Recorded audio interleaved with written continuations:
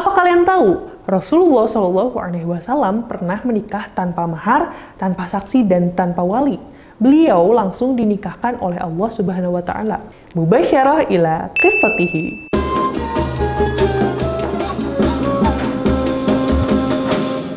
Halo kawan-kawan, kali ini aku mau cerita tentang sosok istri Rasulullah SAW bernama Zainab binti Jahsy. Zainab cukup istimewa karena beliau adalah mantan istri anak angkat Rasulullah, yaitu Zaid bin Harithah. Emang boleh ya menikahi mantan istri anak angkat sendiri? Simak cerita lengkapnya. Zainab binti Jahsy adalah sosok perempuan idaman laki-laki pada masa itu. Bayangkan aja, selain cantik, dia juga berasal dari keluarga bangsawan. Siapa yang tidak mau berjodoh dengan Zainab? Zainab juga masih sepupu dari Rasulullah SAW.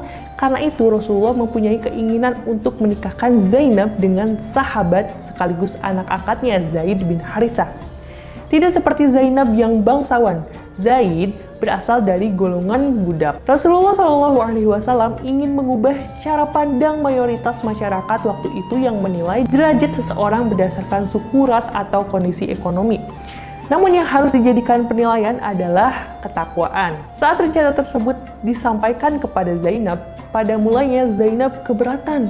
Dia tidak mau menikahi Zaid bin Harithah. Berulang kali Rasulullah meminta, tetapi Zainab tetap keberatan sampai turun Quran surat Al-Ahzab ayat 36, "Wa ma kana lil mu'minin wa la mu'minatin idza qadallahu wa rasuluhu amra." Dan tidaklah pantas bagi laki-laki yang mukmin dan perempuan yang mukmin apabila Allah dan Rasul-Nya telah menetapkan suatu ketetapan.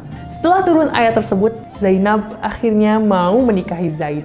Tapi sayangnya, pernikahan mereka tidak bertahan lama. Perbedaan latar belakang yang terlalu lebar membuat mereka sangat sulit disatukan dalam hidup rumah tangga yang harmonis dan saling memahami. Sehingga sedikit demi sedikit perselisihan muncul, terus membesar dan tak terbendung. Zaid mendatangi Rasulullah. Dia minta izin untuk menceraikan istrinya Zainab. Mulanya ya Rasulullah tidak mengizinkannya dan memerintahkan untuk terus mempertahankan rumah tangganya tersebut. Tetapi Zaid terus mendesak. Bukan karena sang istri orang yang tidak baik ya, tapi karena perbedaan latar belakang itulah yang membuatnya merasa tidak dapat mempertahankan pernikahannya ini. Akhirnya Rasulullah memenuhi permintaannya dan resmilah Zaid menceraikan istrinya Zainab. Dan Zainab akhirnya menjadi mantan istri anak angkat Rasulullah. Sebenarnya gini kawan-kawan, sebelum Zainab dan Zaid itu bercerai, Rasulullah sudah mendapat petunjuk dari Allah tentang menikahi Zainab. Tapi Rasulullah itu menyembunyikan dan tidak memberitahu siapapun tentang ini. Dalam kebiasaan orang Arab pada waktu itu, menikahi mantan istri anak angkat adalah terlarang. Namun, Al-Quran menegaskan bahwa hal tersebut hukumnya boleh, walaupun pada waktu itu banyak orang memandangnya sebagai hal yang salah. Dalam kitab-kitab tafsir, masih muncul riwayat yang keliru tentang pernikahan Rasulullah dengan Zainab ini. Diriwayatkan bahwa suatu ketika Rasulullah SAW mendatangi rumah Zaid dan tanpa sengaja melihat Zainab tidak menutup aurat.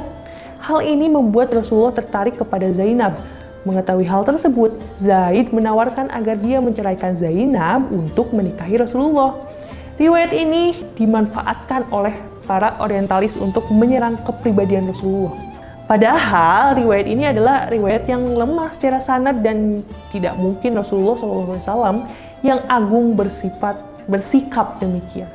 Jika memang Rasulullah menyukai Zainab, pasti sejak awal Rasulullah sudah meminangnya, tidak perlu sampai dinikahkan lebih dulu dengan Zaid bin Harithah.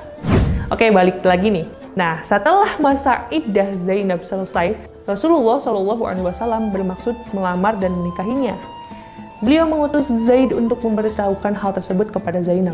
Tapi Zainab tidak mau menjawab lamaran Rasul tersebut sampai ada petunjuk dari Allah.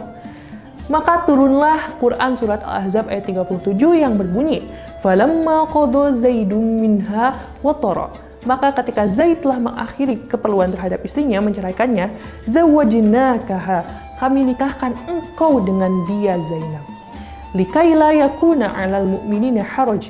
Agar tidak ada keberatan bagi orang mukmin fi azwaji ad'iyaihim idza qadaw minhunna watara, untuk menikahi istri-istri anak-anak angkat mereka Ayat tersebut menjadi dalil bagi sahnya pernikahan Rasulullah dan Zainab. Setelah turun ayat tersebut, Rasulullah langsung masuk ke rumah Zainab untuk menemuinya tanpa izin lagi.